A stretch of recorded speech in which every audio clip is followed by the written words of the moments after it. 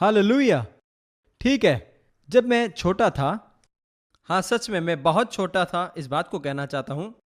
मैं roller blade में जाता था और वह दुकान जहां पर हम रोलर ब्लेडिंग के सामग्री को खरीदते थे, उस पर एक वाक्य था। यह लिखा था, इतना ज्यादा मांगो परंतु ग्रीष्मकाल कम। और इस कक्षा के प्रति भी मेरा विचार यही है, क्योंकि मैं देख रहा था हमारे पास जो समय सूची है जिसके आधारित हमें आगे बढ़ना है, और मैं सोच रहा था कि पिछले 2 दिन में मैं कितने रफ्तार के साथ आगे बढ़ा हूं और मुझे नहीं लगता यह पूरा होगा। परंतु हम बड़ी तेजी के साथ आगे बढ़ रहे, कोशिश कर रहे हैं कि जितना पूरा हो सके जल्दी हो जाए। और मैं आशा करता हूं इसके बीच में आप खो नहीं गए हो, क्योंकि हम तेजी के साथ बढ़ रहे हैं। और अगर आपको लग रहा है कि हम काफी तेज हैं, तो फिर आप यहां से सीडी को खरीद सकते हैं। और आप में से अधिकतर जितने यहां पर हैं, आप काफी उम्र वाले हो और आपको मालूम है अपने जमाने में प्लेकर्ड प्लेकर्ड्स मिलता था, और उसका माप आप जानते हैं, 74, 78, 48, 34, 45। और और उस प्लेट को आप लेकर 78 की स्पीड में 34 को नहीं रख सकते हैं। मेरे ख्याल से आप समझ रहे हैं। आइए प्रार्थना करें। पिता, हम आपको धन्यवाद देना चाहते हैं आपके प्रेम के लिए और इस अवसर के लिए जो आपने हमें पढ़ने के लिए दिया है। पिता, हम जानते हैं कि वचन के द्वारा आपने अपनी योजना को प्रकट किया है। और पिता, हम प्रार्थना करते हैं कि जब भी हम इस वचन भाग को देखते हैं, समझते हैं, यह कि आपने किस प्रकार भविष्यवाणी की है और आपने लोगों के साथ किस प्रकार वाचा बांधा है, जिससे कि पिता हम उस सही स्थान पर जुड़ जाए। हाँ प्रभु, हम उस बड़ी योजना में जुड़ जाए, जिससे कि प्रभु हम उस दिव्य लक्ष्य में पहुंचे जो आपने हमारे लिए निर्धारित किया है। आमीन। ठीक है, हम लोग इजराइल की इतिहास के बारे में अध्ययन कर रहे हैं, जिसे हम अब्राहम के साथ शुरू करते हैं। और हमने इस बात को देखा था कि परमेश्वर ने अब्राहम को एक वाचा दिया, उसके पश्चात वो इसहाक के पास जाता है और फिर याकूब के पास, और उसके पश्चात वो यूसुफ के पास पहुंचता है। और हम ये भी जानते हैं कि उसके बाद इतिहास में काफी असमंजस के समय आए हैं, और मिस्र में गुलामी के 400 साल के बाद हम देखते हैं कि परमेश्वर ने उस वाचा को वहां से लिया जो हर पीढ़ी में एक व्यक्ति के लिए निर्धारित किया था। और परमेश्वर उसके बाद इस वाचा के साथ एक नए रिश्ते को बनाता है, जिससे कि वे इज़राइल के संतान बन जाए। इसके बारे में हमने बात किया था अब्राहम, इसहाक और याकूब के पहले, और बंधुआई के समय के बाद वे लोग इज़राइल के संतान के बारे में बोलने लगे। और उसके बाद परमेश्वर ने वाचा के साथ व्यवस्था को भी बांध दिया। इस समय काल के पहले कोई नियम या व्यवस्था नहीं था या कोई बाधा नहीं था। परमेश्वर के वाचा को प्राप्त करने के लिए आपको केवल चुने हुए पिता का चुने हुए पुत्र बनना है इस खास निर्धारित समय में। इसके लिए याकूब एक बड़ा उदाहरण है। वह एक धोखेबाज था, परंतु परमेश्वर कहता है कि तू ही वह चुना हुआ है जो इस पीढ़ी में है। परंतु मिस्र के गुलामी के समय काल के बाद परमेश्वर ने उसके बाद वाचा को व्यवस्था के साथ बांध दिया। उसका कारण ये नहीं था कि परमेश्वर अपने लोगों को दंड देना चाहता था, ना ही किसी और अर्थ से परमेश्वर ने ऐसा किया, परंतु परमेश्वर चाहता था कि परमेश्वर के लोग नैतिकता के एक नए स्तर में जीवन को शुरू करें, जो उनके सारे पड़ोसी समुदाय से उनको बिल्कुल अलग करके स्थापित कर सकता है। याद करें कि हमने वाचा का वायदा के बारे में अध्ययन किया था। यह इसीलिए हुआ कि परमेश्वर अपने लोगों को स्तर पर लाना चाहता है। यशायाह इस बात को ऐसे कहकर समझाता है कि तुम अन्य जातियों के लिए ज्योति बन जाओगे, और इस प्रकार व्यवस्था के पालन करने से उनको सारे अन्य जन समुदाय से बिल्कुल खास बनाता था और उन्हें ऐसे एक स्थान पर लाता था जिससे कि वे बिल्कुल अलग थे और सारे अन्य देश उनको देख पाए और इस बात को समझे कि वे लोग बिल्कुल अलग और खास है। वे आशीषित है, वे लोग जो परमेश्वर के साथ रिश्ता में थे। और व्यवस्था विवरण के अंदर एक वचन भाग है, परंतु समय के अभाव के कारण कक्षा में अभी हम नहीं पढ़ेंगे। एक वचन भाग है जहां पर यह बात बिल्कुल स्पष्ट तरीके से लिखा गया है, यह कि मैंने तुमको चुना है, मैंने तुमको स्थापित किया, जिससे कि अन्य देश कहे क्या ऐसे कोई जनजाति है जो परमेश्वर के साथ ऐसा एक खास रिश्ता बनाता है जैसे ये लोग बनाते हैं। और यहाँ पर हम इस प्रकार देखते, परमेश्वर एक वाचा का रिश्ता को स्थापित करता है। एक और बात के बारे में हमने अध्ययन किया था कि परमेश्वर ने बारंबार इस बात को दोहराकर कहा, और वो यह है कि यह वाचा का रिश्ता इसीलिए बनाया गया था कि जिससे कि अन्य जाति के सारे लोग आशीषित हो जाएंगे। परमेश्वर ने इज़राइल को इसीलिए नहीं चुना जिससे कि वे इज़राइल को उनका पसंदीदा देश बनाए, परंतु परमेश्वर ने उनको इसलिए चुना ताकि उनके द्वारा सारा दुनिया का जनजाति, सारे परिवार आशीषित हो जाए। और उसके बाद हर जाति और हर देश के पास निर्णय लेने का समय रहेगा। वो इस पर निर्भर करता है कि वे इज़राइल के साथ कैसे रिश्ते बनाते हैं। वे लोग जो आशीष देंगे वे आशीषित होंगे और जो श्राप देंगे वो श्रापित होंगे। परंतु दुख की बात यह है कि उनमें से कई पीढ़ियों ने श्राप के भाग को चुना। उन्होंने आशीष के मार्गों को नहीं परंतु श्राप के मार्गों को चुना है। और मुझे रोचक इस बारे में लगता है कि दो लोगों का नाम दिया गया इसके संदर्भ में। वे लोग जो अब्राहम के बीज के कारण अपने जीवन में आशीष को पाते हैं। जब यूसुफ जो है वो मिस्र में था, यहां पर पवित्र शास्त्र वचन बिल्कुल स्पष्ट बात बताता है कि योसेफ जब पोतीफेर के घर में नौकरी करता है उसके वजह से वो आशीषित हो जाता है। और वहां पर ऐसा बताया गया है कि वो इतना आशीषित हो गया कि वो समा नहीं पाया। और ऐसा एक समय आ गया कि उसे पता भी नहीं था कि उसके पास कितना धन संपत्ति था। ये आशीष की भरपूरी को बताता है। और पवित्र शास्त्र स्पष्ट बताता है कि ये आशीष इसीलिए हुआ क्योंकि उसने अपने घर पर यूसुफ को रखा। और जब से यूसुफ उसके घर में नौकरी करने लगता है तब से उसके जीवन में आशीष को देखते हैं। और इसीलिए यहाँ पर एक बड़ा उदाहरण है जिसको लोग देख सकते हैं। आशीष देखो आता है, परंतु उसके बाद क्या होता है? जब पोतीफेर की पत्नी उसके ऊपर गलत आरोप लगाता है, वह यूसुफ को मौका नहीं देता कि वो अपना बचाव कर पाए। वो उसको बंदीगृह में भेज देता है। यहाँ पर एक रोचक बात को आप देख सकते हैं। जब आप इज़राइल को आशीष देते आप आशीष को पाओगे, परंतु वे लोगों के पास विकल्प है कि वे उनको श्राप दे पाए। इस बात को जानने के बाद भी कि वे आशीषित हो रहे हैं। और अगला व्यक्ति जिसको हम ध्यान से देखने जा रहे हैं, उस बात को देखने के लिए हमें इतिहास के पन्ने को मोड़ना होगा। अगला व्यक्ति जिसे हम देखने जा रहे हैं वो है लाबान। लाबान अपने जीवन में आशीष को तब पाता है जब उसके जीवन में याकूब है। भले याकूब एक धोखेबाज है और उसके आंखों के नीचे वो धोखा दे सकता है अगर मौका मिले तो। याकूब वहां पर होने के कारण उसके वजह से लाबान आशीषित होता है। वहां पर याकूब सारे चित्त वाले भेड़ बकरियों को लेता है, परंतु उस चित्त वाले भेड़ बकरियों के लिए वो क्या करता है? और उनमें से जो चित्त कबरी थे वो भी उसका था। और इस सारे प्रक्रिया के अंदर हम देखते हैं कि लाबान वह बहुत ही आशीषित होता जाता है क्योंकि याकूब उसके लिए काम कर रहा था। परंतु पवित्र शास्त्र स्पष्ट बताता है कि कई बार उसके तंगफे को बदल दिया गया क्योंकि हर बार जब वह देखता है याकूब और आशीषित होता जा रहा है और किसी न किसी तरीके से वो धोखा देना चाहता है। और जो धोखा देता है वो धोखे को वापस पाता है। जैसी करनी वैसी भरनी। और हम इस भाग में स्पष्ट तरीके से देखते हैं कि जब जब याकूब आशीषित होता है वो शर्तों को बदलने लगता है जिससे कि वो अधिक धन को प्राप्त कर पाए। और इसलिए यहाँ पर हम देखते हैं वो आशीष को पाता है, परंतु जो आशीष ला रहा है उसे वो श्राप देता है। परंतु यहाँ पर जब हम याकूब और लाबान के बारे में बात कर रहे हैं, जिस दिन वे दोनों बिल्कुल अलग हो गए थे, उनके अलग होने के उस समय के अंदर हम देखते हैं कि वे एक स्मारक बनाते हैं, एक स्थायी स्मारक, इस बात को दर्शाने के लिए कि उनके बीच में एक रिश्ता था। और इस भाग में हम देखते हैं कि वह कहते हैं परमेश्वर हमको देखे जब हम दो अलग हो जाते हैं। और आपने इस बात को तब अनुभव किया होगा जब आप किसी के साथ प्रेम में लगे रहते हैं। उस समय आपके पास कोई लटकन होता है। आप इसे कई जानते हैं, कुछ समय पहले प्रेमी एक दूसरे के लिए लटकन लगाते हैं और आप एक लटकन को जानते हो जो गोलाकार का आधा है और उसके ऊपर कुछ शब्द लिखा है और उस लेख का आधा भाग लड़के के पास रहता है और आधा भाग लड़की के पास रहता है। उसमें ऐसा लिखा है, प्रतिज्ञा देने वाले अलग, परमेश्वर हमें देखने पाए। और आपने देखा होगा कुछ ऐसे लोग कॉलेज में जाते हैं, लड़के लड़की ऐसे लटकन को पहनते हैं और एक दूसरे को याद करते हैं, परंतु समस्या यह है कि उन्होंने वो वचन को नहीं पढ़ा जहां पर यह लिखा गया है। क्योंकि वचन में ऐसा लिखा गया है, याकूब हर बार तूने मुझे धोखा दिया है परंतु मैं तुझसे मुड़ गया। और वहां पर याकूब यह कहता है कि जब तूने मुझे धोखा दिया मैं भी तुझसे मुड़ गया।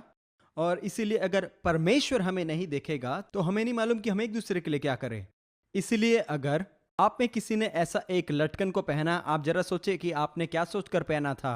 आओ बड़े, हमें बहुत कुछ करना है, हमें जल्दी आगे बढ़ना है और ऐसे कहानियों के लिए समय नहीं बिगाड़ना।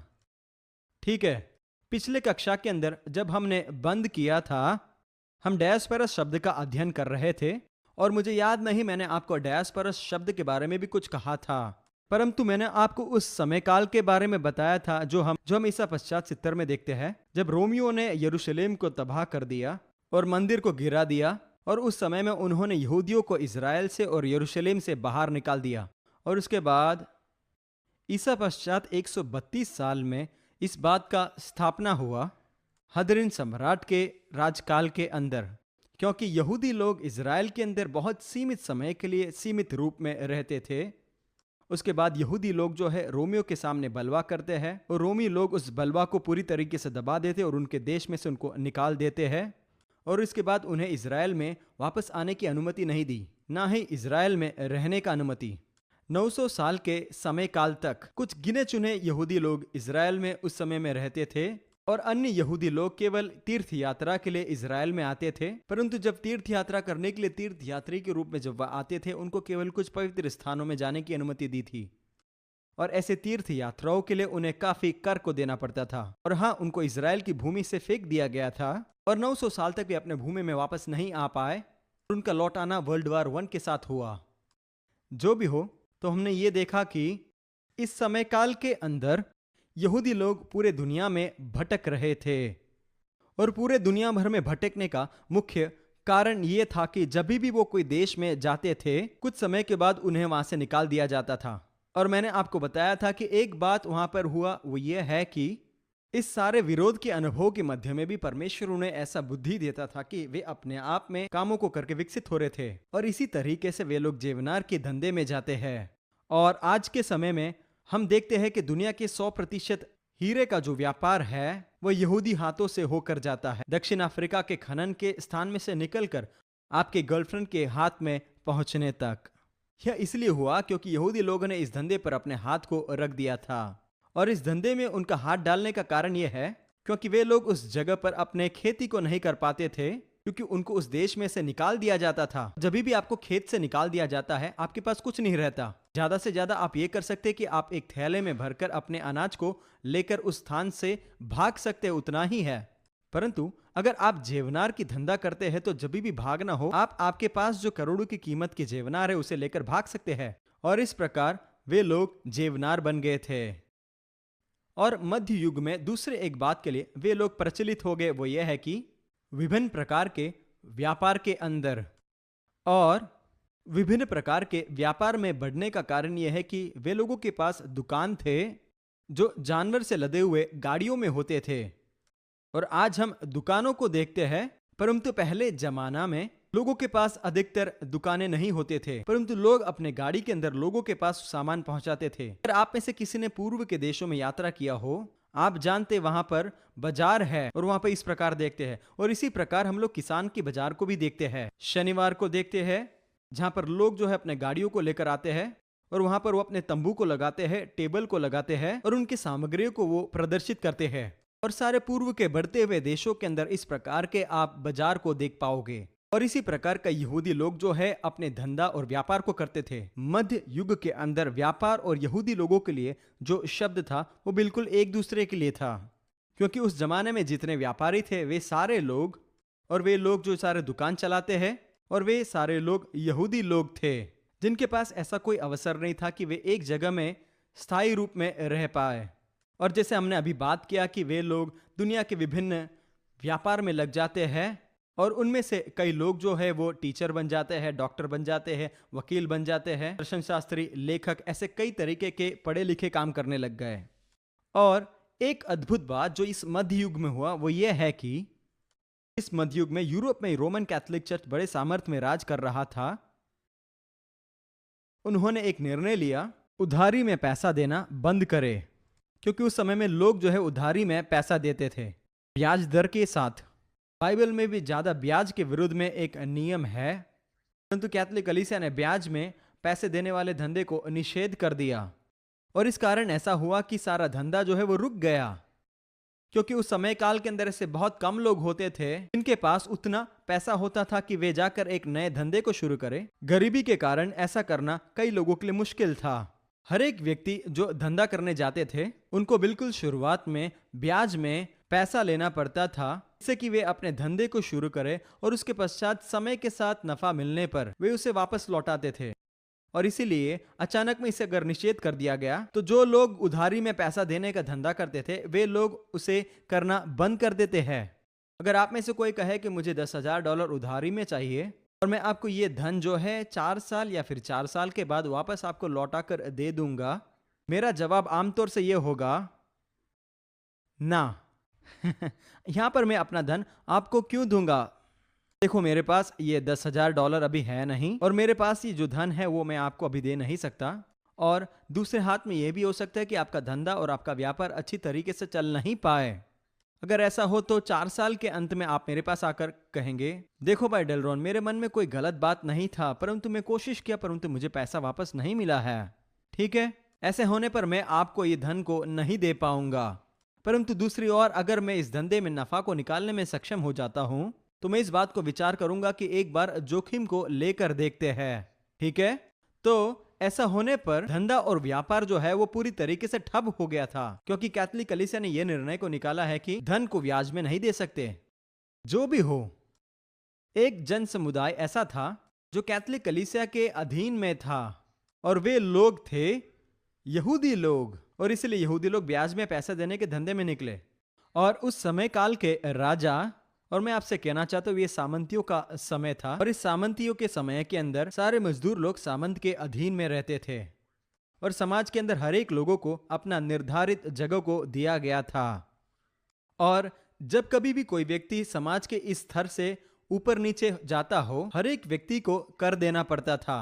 निचले व्यक्ति को समाज के ऊपरी स्तर पर जाने के लिए ऊपरी व्यक्ति को कर देना पड़ता था, और यहूदी लोगों को इस समाज के स्तर के अंदर नहीं रखा गया था। उनको इस कर देने की प्रणाली से और व्यवस्था से बिल्कुल अलग और बाहर रखा गया था। और राजा देखकर कहने लगा, अरे ये देखो, कुछ ऐसे लोग हैं जो हमारे राज्य में है, जो बहुत पैसे बना रहे हैं, जो लोगों को उधारी दे रहे हैं और ब्याज ले रहे हैं, और उनके पास से कोई भी कर को नहीं ले रहे हैं। और इस प्रकार यहूदी लोग राजा के खास लोग बन गए। और उसके बाद राजा कहने लगा कि अभी मैं इन लोगों के लिए एक खास जाति या दर्जा बनाऊंगा, यहूदी लोगों के लिए, जिससे कि वे मेरे पास आकर उत्तर दे, और उनके पास से कर मैं खुद सीधा लूंगा। और जब हम आंकड़ों को देखते हैं, इस बात को समझते हैं कि वे लोग काफी प्रभावी बनते जा रहे थे उस भाग में जब वे लोग वहां पर ब्याज में उधार देते थे। आप में से हर एक लोग नेपोलियन के कहानी को जानते हैं, सही है? नेपोलियन, आप नेपोलियन को जानते हैं, और ब्रिटिश साम्राज्य ने नेपोलियन को हरा दिया था वाटरलू के अंदर। इतिहासकारियों, ब्रिटिश साम्राज्य के हाथ में नेपोलियन जो है पराजय को पाते हैं? गलत, यहूदी लोग नेपोलियन को हराते हैं, क्योंकि ऐसा एक समय था जब नेपोलियन और ब्रिटिश साम्राज्य का युद्ध हो रहा था। और यहाँ पर हम देखते हैं कि दोनों पक्षों को धन और पैसे की जरूरत थी, जिससे कि वे लोग एक युद्ध को कर पाए। दोनों को जरूरत था, और इसीलिए दोनों राजा जो है रॉथस्चिल्ड परिवार के पास जाते हैं। और रॉथस्चिल्ड परिवार जो है यूरोप के उस समय के सबसे बड़े पैसे को ब्याज में देने वाले व्यापारी बन गए, क्योंकि उनके दादा रॉथस्चाइल्ड, उन्होंने इस बात को समय से बिल्कुल समझा कि पैसे को ब्याज में देने का ये जो धंधा है केवल एक राष्ट्र नहीं परंतु अंतर्राष्ट्रीय बनना है। और उसने ये कहा कि इससे पहले पैसे को ब्याज में देने का ये धंधा केवल स्थानीय स्तर पर चलता था, और वो ये पहले व्यक्ति थे जो इस विचार के साथ आए कि हम इस पैसे देने के व्यापार को अंतर्राष्ट्रीय स्तर में लेके जा सकते। और इसीलिए उसने अपने बेटों को अलग अलग देशों में भेज दिया, और उनको आदेश दिया कि वे अपने अपने देशों में इसे विकसित करें। और उसके पश्चात हम सब एक परिवार होने के कारण हम एक देश से दूसरे देश की ओर पैसा का लेन देन कर सकते हैं, और उसके बाद हम पूरे यूरोप के अर्थव्यवस्था को चला सकते हैं। और मैं कहना चाहता हूँ ऐसा ही हुआ। और इस प्रकार जब ब्रिटिशर्स लोग रॉथस्चाइल्ड परिवार के पास पहुंचते हैं, उन्होंने पूछा, युद्ध के लिए क्या आप हमें धन दे सकते हैं? और फ्रांस के रॉथस्चाइल्ड परिवार के पास यह सवाल पहुंचता है कि क्या हम तुमसे पैसा ले सकते हैं, जिससे कि हम अपने देश के युद्ध के लिए पैसा लगा पाए? और सारे भाई लोग जो है पिछले कमरा में पहुंच जाते हैं। वे निर्णय करने लगे कि युद्ध का कौन सा भाग जीतना चाहिए, और उन्होंने निर्णय किया कि ब्रिटिश लोगों का जीत होना चाहिए। और उसके बाद हम देखते कि वे लोग ब्रिटिश सेना के लिए अपने धन को देते हैं, ना कि नेपोलियन को। आप यहाँ पर देख सकते हैं, वे लोग जो पूरी तरीके से दबाए गए थे अभी भी अंतर्राष्ट्रीय स्तर के कई बातों को अपने कब्जे में रखते थे। परमेश्वर के पास अद्भुत योजना था, और यहाँ पर हम देखते हैं एक अलौकिक और असाधारण बात हो रहा है, और ये हो रहा है जो किसी ने कभी सोचा नहीं था। जब कभी भी यहूदी लोग सताए जाते थे तो ऐसा होता था, और इसीलिए कहने के लिए तो बहुत सारे बातें हैं यहूदियों के बारे में। हम ब्लैक प्लेग बीमारी को जानते हैं, क्या आपको याद है 13वीं सदी में ब्लैक प्लेग बढ़ता है और यूरोप में कई लोगों ने अपने जान को खो दिया था और इसका दोष जो है यहूदियों पर डाला गया। अभी भी किसी ने इस बात को देखने के लिए समय नहीं निकाला कि इसके मध्य में यहूदी लोग मर रहे थे जैसे कि अन्य जाति लोग भी मर रहे थे, परंतु एक एक समाज के अंदर से यहूदी लोग जो है धकेले जा रहे थे क्योंकि उनके ऊपर यह दोष लगाया गया था कि वे लोगों ने ब्लैक प्लेग की बीमारी को लाया था। और सारे मध्ययुग के अंदर ऐसे भी कोशिश हो रहा था कि यहूदियों को अपने धर्म बदलना है। हाँ, इस भाग में हम देखते हैं कि यहूदी परिवार के अंदर से बालकों को चुरा लिया जाता था और मसीह परिवार के अंदर पालन पोषण किया जाता था और उनको पूरी तरीके से परिवर्तन किया जाता था जिससे कि वे लोग उस समाज के साथ जी पाए, जिससे कि वे लोग उस समय में आमदनी को प्राप्त कर पाए। और उनको जबरदस्ती कलीसिया में भेज दिया जाता था और प्रचार को सुनने के लिए दबाव डाला जाता था, ऐसे प्रचार जिसमें उनका परिवर्तन होना हो। और कई बार दिखावा के लिए वे लोग अपने आप को परिवर्तित करते थे। और इसी बात को हम लोग स्पेनिश अन्वेषण में पृष्ठभूमि के रूप में पाते हैं। स्पेनिश अन्वेषण के समय काल के अंदर या फिर स्पेनिश अन्वेषण के समय से पहले यहूदी लोग एक बड़े प्रभावी स्थान पर समाज में पहुंच गए। स्पेन के हम लोग देखते हैं सरकारी स्तर में वे थे, शिक्षण के स्तर में वे थे और वे मेडिकल के स्तर में थे और स्पेन के सारे प्रभावी क्षेत्र में वे लोगों का हाथ था। पर जैसे ही हम देखते हैं कि कलीसिया जो है उनको मसीही बनने के लिए दबाव को डालते जा रहे थे, इसीलिए कई लोग जो है नामधारी मसीही बन गए। वे लोग नए मसीह कहलाते थे, वे अपने आप को मसीही कहते थे, वे कलीसियाओं में जाते थे, बाहरी रूप में कहने के लिए वो मसीही बन गए। और जब वे अपने घर के दरवाजा को बंद करते, अपने घर के दीवार के अंदर वे लोग यहूदी संस्कृति को पालन करते थे। और इसीलिए स्पेनिश अन्वेषण के समय काल में इस बात का जांच पड़ताल चल रहा था कि ये लोग सच में कौन है, क्या वे मुखौटा पहन रहे हैं? और जो बाहर दिख रहा था वो सच नहीं था। वे उनके व्यक्तिगत जीवन में कई बातों को करते हैं, जैसे कि मैं आपको बताना चाहता हूं, ठंड से भरे हुए शनिवार के दिनों में वे निकलते थे और सारे घरों के चिमनी को देखते थे कि कौन से घरों में शनिवार के दिन चिमनी में से धुआं नहीं आ रहा है, क्योंकि यहूदियों के नियम के अनुसार वे लोग शनिवार के दिन आग नहीं लगा सकते हैं। इसलिए अगर ठंड से भरे हुए दिन शनिवार को आपके घर में से चिमनी में से अगर आग नहीं आ रहा है, इसलिए ये बिल्कुल साबित हो जा रहा था कि ठंड के दिन में अगर शनिवार को उनके घर में आग नहीं है तो वे सच में अभी भी यहूदी है। और उसके बाद हम जानते हैं कि अधिकारी लोग जो उनके घर पर जो है चिन्ह को लगाते थे, और आप इस बात को जानते हैं। और इस प्रकार इतिहास के अंदर यहूदियों के साथ ऐसे घटनाओं को हम कई साल तक होते हुए देखते हैं, ऐसे कई सारे हैं। और उसके बाद पहले विश्व युद्ध में हम देखते हैं कि डायस्पोरा की इस प्रणाली के अंदर एक अंत आता है, क्योंकि पहले विश्व युद्ध के अंदर तुर्की के लोग जो है मध्य पूर्व लोगों के ऊपर हावी हो जाते हैं तकरीबन 300 साल के लिए।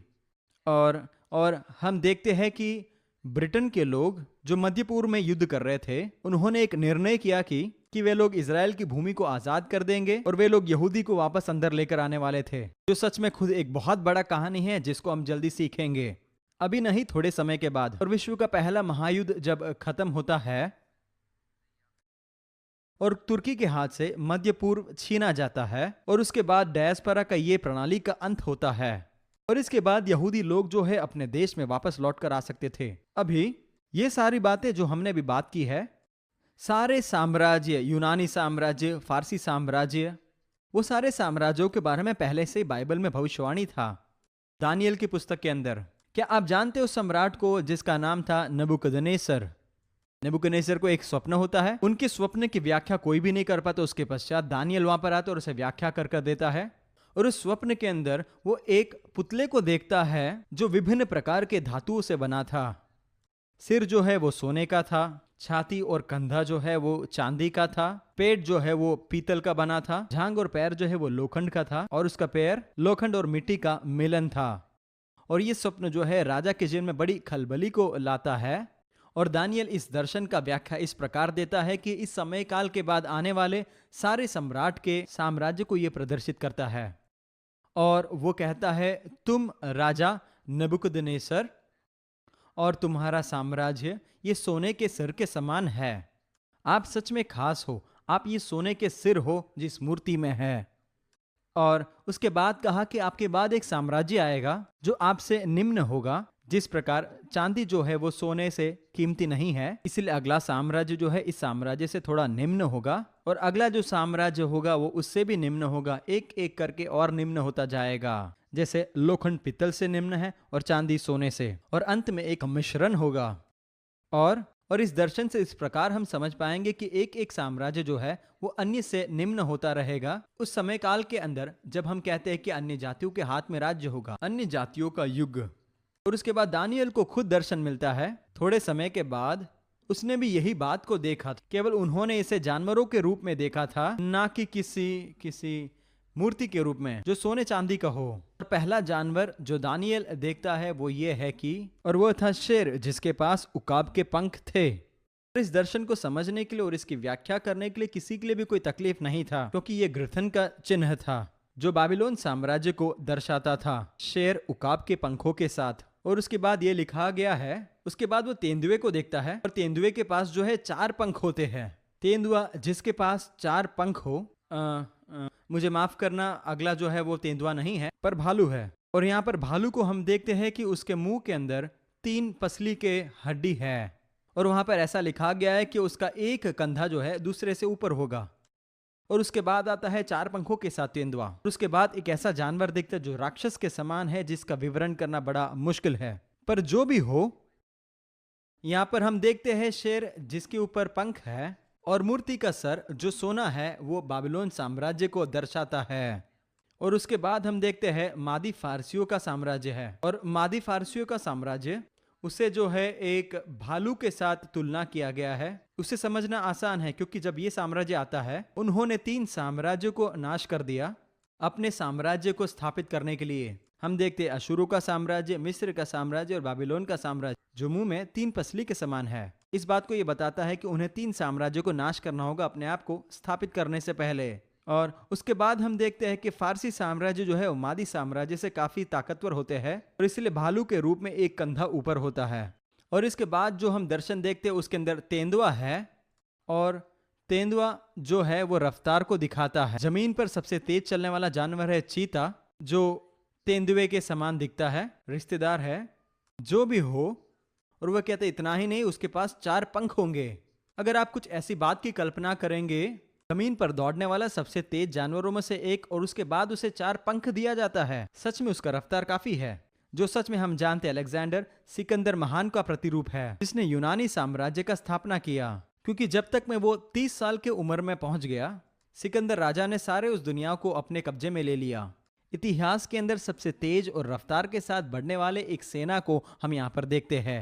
इसने उस समय के पूरे देश को अपने अधीन में कर दिया, और उसका उम्र केवल 30 साल ही था। कई इतिहासकार कहते हैं कि सिकंदर राजा मतवाले होकर मर गए, इस बात को सोचकर कि अभी उसके पास जीतने के लिए कुछ नहीं बचा। सच में तभी वो केवल 30 साल का था। ठीक है, तो आगे उसके बाद हम एक अगले जानवर को देखते हैं, और उसके पश्चात नेबुकदनेस्सर के दर्शन के अंदर हम देखते हैं कि 2 पैर है। हाँ, 2 पैर। और ये 2 पैर वो इस बात का प्रतिरूप है कि रोमी साम्राज्य के पास 2 केंद्र थे। और आप लोग जानते हैं रोमी साम्राज्य के 2 केंद्र है। पूर्व रोमी साम्राज्य जिसका मुख्य केंद्र था कॉन्स्टेंटिनोपल, और पश्चिम रोमी साम्राज्य जिसका मुख्य केंद्र था रोम खुद। और इस प्रकार हम 2 पैर को देखते हैं, जो हमें दिखाता है एक सामर्थ्य और शक्तिशाली साम्राज्य लोहे का, और सच में ये शक्तिशाली है। और उसके बाद राक्षस रूप का जानवर, और उसके बाद रोमी साम्राज्य का विवरण जो है वो समझाने से बिल्कुल बाहर था। परंतु इस जानवर के बारे में खास रोचक बात यह है कि ताकतवर और दिखने में एकदम भयानक था, परंतु उसके 10 सिंग है। जब हम दर्शन को देखते हैं, वो दर्शन जो नेबुकदनेस्सर ने देखा, उस मूर्ति के आखिरी साम्राज्य के अंदर भी हम देखते हैं कि 10 उंगलियां है। यहाँ पर हम देखते हैं 10 सिंग और 10 उंगलियां, दोनों एक जैसा रूप है। दोनों रूप में हम ये देखते हैं कि अंत में वो जो है 10 विभाजन में बदल जाता है। और अंत में ये जो 10 विभाजन हम देखते हैं वो इस बात को दर्शाता है, अंत में जो देश और साम्राज्य निकलेंगे वो रोम से निकलेंगे। रोमी साम्राज्य के बाद कोई भी ऐसा साम्राज्य नहीं था जिसने पूरी दुनिया के ऊपर राज किया हो। हाँ, हम ब्रिटिश साम्राज्य के बारे में बोलते हैं, पर उनका केंद्र जो है दुनिया के उस भाग में होता था जहां पर वो रहते थे। और नेबुकदनेस्सर जो है वो इस दर्शन को देखता है जो दुनिया के उस केंद्र से आता था, जहां पर पूरे दुनिया के लिए केवल एक ही दुनिया का साम्राज्य था। रोचक बात यह कि जो जोड़ है आखिरी के 10 उंगलियों का या फिर सिंगों का, और वो आखिरी साम्राज्य यह इतना महत्वपूर्ण है कि जो पिछले सारे साम्राज्यों के जोड़ से बिल्कुल अलग है। जैसे देखा जाए, सिर और छाती के साथ जो जोड़ था उसके बारे में बताया नहीं गया है, जैसे हम यहाँ पर उंगलियों और पैरों के साथ के जोड़ को देखते हैं। इसे हम गौर करके देख सकते हैं और इस प्रकार हम देखते हैं कि आखिरी साम्राज्य जो है उनके बीच में एक खास ही जोड़ है। और इस बात को भी समझना जरूरी है कि जो 10 सिंह आते हैं वो आखिरी जानवर से आता है, ना कि अन्य 3 जानवरों से। इसीलिए मैं कहता हूं कि ये जोड़ खास, आखिरी में जो देश एक साथ मिलकर आएंगे उनका जोड़ में एक खास ही अलग बात होगा रोमी साम्राज्य के साथ। अगर इस बात को संपूर्ण तरीके से समझना होगा, हमें मानवीय इतिहास को देखना जरूरी है। आप ये देखोगे कि मनुष्य इतिहास में ऐसा कभी भी समय नहीं था जहां पर रोमी साम्राज्य को पुनर्स्थापित करने के लिए कोशिश नहीं किया गया हो। आप इतिहास को देख सकते हो। आप जानते हो कि पवित्र रोमी साम्राज्य का गठन हुआ था और उसके बाद हम देखते हैं कि पहला विश्व युद्ध हुआ। उससे पहले भी कुछ होता है, उससे पहले भी कई कोशिश किया जाता है कि रोमी साम्राज्य वापस बन जाए। पर पहले विश्व महायुद्ध में हम कैसर विल्हेम को देखते हैं। जब उस व्यक्ति ने अपने नाम को कैसर के रूप में चुना था, और जर्मन भाषा में इसका अर्थ है कैसर, उसने अपने आप को कैसर के रूप में देखा। उसने अपने आप को रोमी साम्राज्य को स्थापित करते हुए देखा। नेपोलियन पूर्ण कोशिश किया रोमी साम्राज्य को पुनर्स्थापित करने के लिए। मुसोलिनी, उसने भी सोचा कि वो भी रोमी साम्राज्य को पुनर्स्थापित करेगा। संपूर्ण इतिहास के अंदर हम देखते हैं एक के बाद एक मौका ढूंढा जाता है कि रोमी साम्राज्य को वापस बनाया जाए। कोई भी नहीं चाहता था कि रोमी साम्राज्य खत्म हो जाए या फिर मर जाए। और आपके सिलेबस के अंदर आप गौर कर सकते हैं 7 से 8 लोग हैं जो इसके लिए कार्य करते हैं कि वे वापस उसे बनाएं। जो भी हो वो कभी नहीं हुआ, जब तक कि 1948 में, क्या आप जानते हो 1948 जो है इतिहास के अंदर बड़ा महत्वपूर्ण है। ये तब था जब इजराइल राज्य का गठन होता है। जब इजराइल राज्य का एक गठन होता है तो एक काउंसिल होता है जो ये चाहता था कि यूरोपियन यूनियन का गठन हो और वापस वो बन जाए। और यहाँ पर यूरोपियन यूनियन वापस जब बनने के लिए मिलता है, वो कहाँ पर मिले क्या आप जानते हो? उनका पहला सभा कहाँ हो, आप क्या जानते हो? हाँ बिल्कुल सही, रोम। हाँ, और आज हम क्या देखते हैं यूरोप में यूरोपियन यूनियन के साथ, वो बिल्कुल एक ऐसा तरीका है जहां पर वो रोमी साम्राज्य को स्थापित करना चाहते हैं। मुझे माफ करना, मेरे पास समय नहीं है, हमें बहुत ही जल्दी आगे बढ़ना पड़ेगा। मैं इसे पूरी तरीके से भी नहीं समझाऊंगा, आप सिलेबस में पढ़कर इसे खुद समझ सकते हैं अगर आपके पास सिलेबस हो तो। जो भी हो, रोमी साम्राज्य जो है उस बड़े जानवर का आखिरी भाग है और उनका स्वभाव और उनका प्रभाव जो है आज भी हमारे सामने है। अभी आओ हम नेबुकदनेस्सर को देखेंगे। नेबुकदनेस्सर, उसके दर्शन में उसने देखा कि ऐसा एक चट्टान है जो हाथ से काटा नहीं गया है, और ये चट्टान जो है आसमान से आता है, और ये चट्टान जो है मूर्ति पर लगता है पैर की उंगलियों पर, और पैर की उंगलियों पर टक्कर मारने के बाद उसने पूरे मूर्ति को नीचे गिरा दिया, धूल के समान बना दिया। अभी आपको रुक कर सोचना पड़ेगा किस प्रकार इसने चूर चूर कर दिया उन साम्राज्य को जो कई दशकों से मरा हुआ था, टुकड़े टुकड़े में। वह ऐसा कैसा कर सकता है? अगर ये सारे साम्राज्य जो एक के बाद आते हैं, हम देखेंगे बाबिलोन साम्राज्य से, और उसके जाने के बाद तो अभी कितने साल बीत गए, और मादी फारसियों के साम्राज्य के बारे में कहे जिसके जाने के बाद काफी साल बीत गए, और यूनानी साम्राज्य के बारे में जो जाकर काफी साल हो गए हैं, रोमी साम्राज्य जो जाकर काफी साल हो गए। किस प्रकार ये गए हुए साम्राज्य को इस चट्टान ने खत्म कर दिया जब उसने केवल पैर की उंगलियों को मारा था। आखिरी पीढ़ी। जो भी हो, यहां पर जो बात चल रहा है वो केवल भौतिक रूप में ये साम्राज्य के राज्य को समाप्त नहीं कर रहा है, परंतु यहां तक कि उनके आत्मिक प्रभाव को खत्म कर रहा है जो इन सारे साम्राज्यों से चलकर आ रहा है, जो अपने आप को प्रकाशित करेगा आखिरी के दिनों में। और इसीलिए यह यहाँ पर हमें एक भविष्यवाणी देता है जो इतिहास में पूर्ण होने वाला है, और हमें ये चेतावनी दे रहा है कि एक चट्टान आएगा आसमान से जो हाथ से नहीं कटा गया है, और वो चट्टान, मैं आपसे कहना चाहता हूं कि यीशु मसीह खुद है उनके दूसरे आगमन में। वो आएगा और तबाह करेगा केवल भौतिक राष्ट्रों को नहीं, परंतु सारे आत्मिक प्रभाव जो इन साम्राज्य से था, जिसका प्रभाव सारे दशकों में था और सारे पीढ़ियों के ऊपर था। और इसका प्रकाशन जो है वो आखिरी दिन में होगा। ठीक है, जब हम ये देखते हैं तो हमें पीछे मुड़कर देखना है, तो हमें देखना चाहिए उन दर्शनों को जो परमेश्वर ने दानियल को दिया था, जो इसके बिल्कुल समदर्शी है। अब हम देखते हैं कि दानियल कुछ और दर्शनों को देखता है जिसके अंदर कई और जानवर है, और वो जानवर जो उसने देखा, उसने ऐसा दर्शन देखा कि दो मेढ़े जो है एक दूसरे के साथ लड़ रहे हैं। अरे मुझे माफ करना, मैं आपको एक महत्वपूर्ण बात कहना भूल गया। अभी जब हम तेंदुए के बारे में कह रहे थे जिसके पास 4 पंख है, ये तेंदुआ जो है वो सिकंदर राजा को दर्शाता है। ठीक है, परंतु उसके पास 4 पंख थे। ये 4 पंख जो है सिकंदर राजा के 4 सेनापतियों को दिखाता है। सिकंदर के पास 4 महान सेनापति थे जिनके ऊपर वो निर्भर था इस बात के लिए कि वो साम्राज्य के लिए जिसे वो स्थापित करने वाला था। जब सिकंदर राजा मरता है, उसने ऐसा काम किया जो बहुत ही अलग है। अपने साम्राज्य को अपने बेटे के हाथों में देकर जाने के बजाय, जिससे कि पूरा साम्राज्य जो है एक सम्राट के अधीन में होगा, एक व्यक्ति के अधीन में होगा, सिकंदर राजा ने एक निर्णय लिया कि ये साम्राज्य जो है उसके 4 सेनापतियों के हाथ में बांटा जाएगा।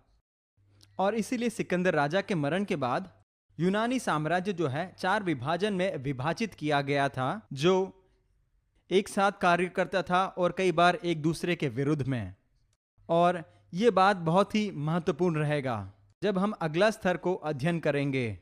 परंतु जो भी हो, वो एक दर्शन को देखता है, ऐसे दर्शन को जहां पर 2 मेढ़े जो है एक दूसरे के साथ लड़ाई करते हैं, जहां पर एक जो है मादी फारसियों का साम्राज्य है और एक जो है वो यूनानी साम्राज्य है। यूनानी साम्राज्य मादी फारसियों के साम्राज्य को पूरी तरीके से तबाह करता है और वो बाकी राज्यों के ऊपर प्रबल होता है, परंतु उसके वहां पर कई सिंह होते हैं और उनमें से एक सिंह जो है, 4 में से एक जो है, वो बाकी सारे सिंहों से काफी प्रभावशाली बन जाता है। और जैसे हम दर्शन के आगे के भागों को अध्ययन करते हैं, आगे हम इन सिंहों के विवरण को जब देखते हैं, वो आगे राजाओं के बारे में बताता है, उत्तर का राजा और दक्षिण का राजा। और जो राजा उत्तर से था वो उस छोटे सिंह का प्रतिरूप था, और हम दक्षिण के राजा को जो देखते हैं वो उत्तर के राजा की कहानी का विवरण देता है। दक्षिण का राजा जो है उत्तर के राजा का कहानी कहता है। अभी जैसे वो उसमें से जाता है, और मुझे नहीं लगता ये आपके सिलेबस में है, परंतु आपकी किताब में है। मैंने उनमें से कई पन्नों को अध्ययन किया और एक एक कदमों को मैंने ध्यान से गौर किया है जो दानियल ने भविष्यवाणी की थी, जो उत्तर का राजा करने वाला था। और उनमें से एक एक भविष्यवाणी को लेकर और उनको इसके साथ तुलना किया, एक ऐसे राजा के साथ जो निकला था सिकंदर राजा के साम्राज्य से, जो उसके मृत्यु के बाद के विभाजन में था। एक व्यक्ति जिसका नाम था एंटियोकस एपिफेनीस। एंटियोकस एपिफनी वो ऐसा राजा था जो दमस्कस के अंदर अपने सामर्थ्य में बढ़ता है। याद करें कि साम्राज्य जो है वो 4 भाग में विभाजित हो गया। उसके 2 विभाजन में एक दूसरे के ऊपर आते हैं इजराइल के राज्य के अंदर। एक जो है उसे सेलूसिड राज्य कहते हैं, जिसकी राजधानी दमस्कस में था, और दूसरा राज्य है टॉलमी राज्य, जिसका राजधानी मिस्र में अलेक्जेंड्रिया में था।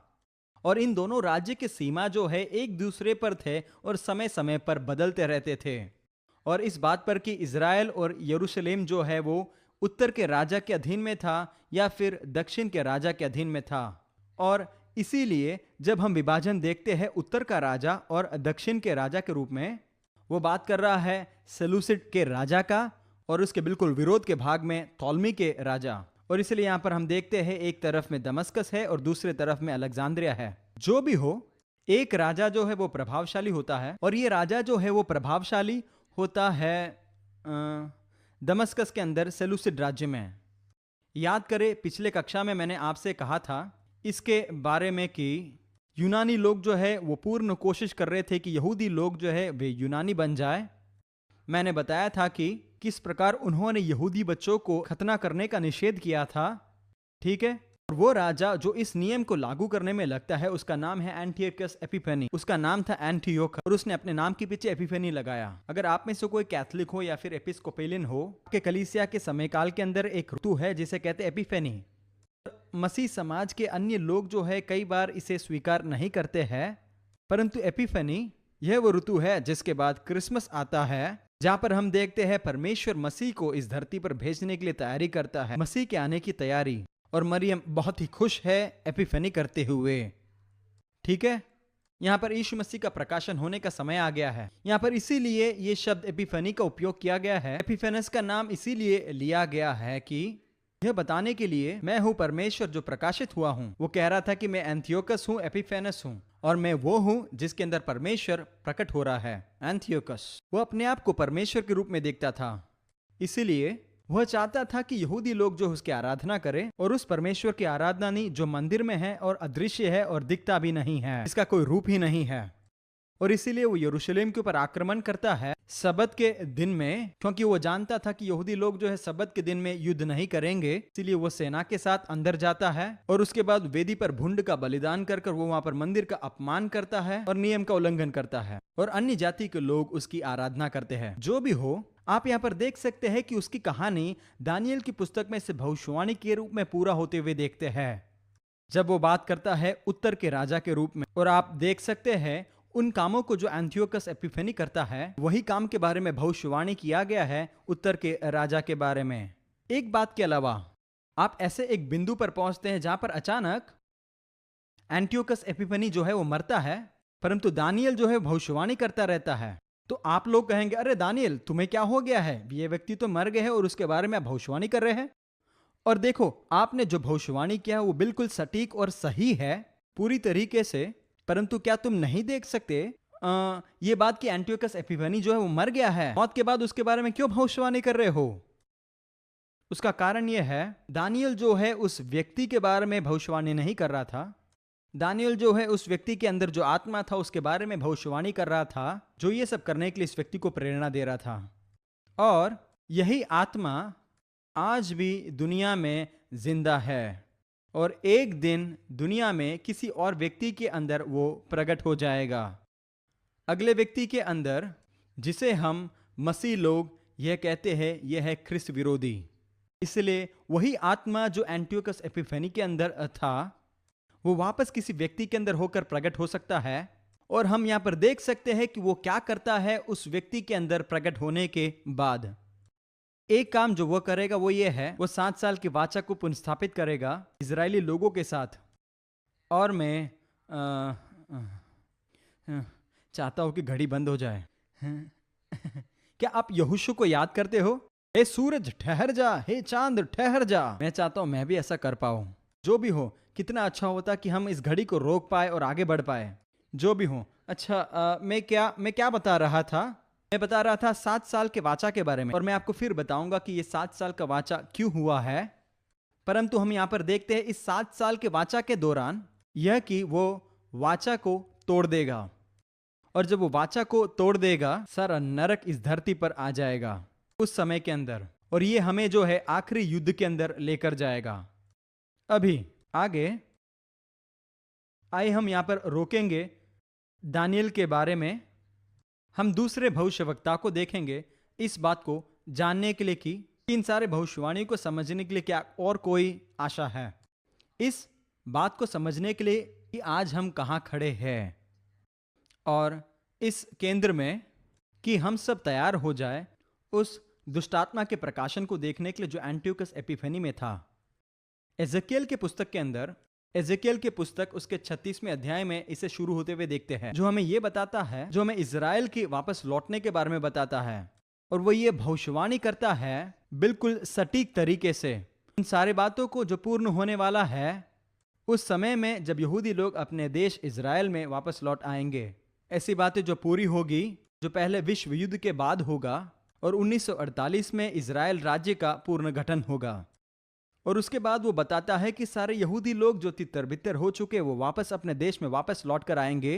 और देश का पुनर्स्थापना के बारे में बताया गया है, वह उसी भाग में है जहां पर परमेश्वर उसके साथ वार्तालाप करता है, उसे एक पहाड़ पर उठा लेता है और कहता है कि तराई की ओर देख, तू क्या देख रहा है? और वो देखता है एक तराई को जो सूखी हड्डियों से भरा हुआ है। और परमेश्वर उससे पूछता है क्या ये जीवित हो जाएंगे? और यहाँ पर भविष्यवक्ता जो है हम में से कई लोगों से और भी चतुर है, क्योंकि हम लोग जवाब को ढूंढने लगेंगे, परंतु भविष्यवक्ता कहता है आप जानते हो। और यहाँ पर देखो ये जवाब बड़ा सुंदर है, जो ये बताता है कि आपको जवाब मालूम है, आप मुझे बताओ। और वो कहता है कि आपको मालूम है जवाब क्या है, आप मुझे बताओ। और परमेश्वर कहता है कि हड्डियों से भविष्यवाणी कर और देखते क्या होता है। और वहां पर भविष्यवक्ता भविष्यवाणी करने लगता है। सर का हड्डी जो है गर्दन के साथ जुड़ता है और गर्दन का हड्डी कंधों के साथ, ठीक है। और उसके बाद वादी के अंदर हड्डी इधर उधर जाते हैं और कुछ समय के बाद सारा हड्डी अपने जगह पर वापस आता है। अभी आपको ये बात को समझना जरूरी है कि ये सारे हड्डी उन सैनिकों का है जो एक युद्ध में मारे गए थे, जिनका हार हुआ हो कई साल पहले। उनके ऊपर से मांस निकल गया था और उस वादियों के अंदर जंगली जानवरों ने आकर खींचातानी करने के कारण सारा हड्डी इधर उधर बिखर गया हो, क्योंकि वे लोग अलग किए गए थे और आसमान के बाजों ने शायद उनको खींच लिया हो। और उसके बाद तूफान, वर्षा, और वे पूरी तरीके से सूख गए थे, निकल गए थे और एक दूसरे के साथ जुड़े हुए नहीं थे, परंतु बिखरे हुए थे। और कई सालों से वे मरे हुए हैं, पर चमत्कारिक रूप में वे वापस जुड़ जाते हैं। और जैसे वे वापस जुड़ते, वह कहता है कि भविष्यवाणी करता रह, और वो भविष्यवाणी करता रहता है। और बिल्कुल अचानक में उनके ऊपर मांस आने लगता है। उसके बाद वे लोग खड़े हो जाते हैं, और जब वे लोग खड़े हो जाते हैं वे बन जाते हैं एक सामर्थी सेना, और उसके बाद वापस जिंदा हो जाते हैं। और ये बात इस बात को दर्शाता है किस प्रकार यहूदी लोग दुनिया के अलग अलग कोने में बिखर गए थे। कभी भी किसी ने इस बात को अनुमान नहीं लगाया होगा। 1948 के पहले किसी ने भी यह नहीं सोचा था कि एक राज्य वापस पुनर्स्थापित होगा जिसका नाम इज़राइल होगा, जो अपने पवित्र भूमि में रहेंगे, जहां पर यहूदी गोत्र के सारे लोग एकत्रित रहेंगे, जो अपने देश में रहेंगे और राज करेंगे। आप यहां पर गौर करें कि ये वादी पूरी तरीके से हड्डियों से भरा हुआ था। ऐसा कोई भी तरीका नहीं है कि ये सारे हड्डियां जिंदा हो जाएंगे वापस और एक सेना के रूप में वापस बन जाएंगे। ये बिल्कुल असंभव है।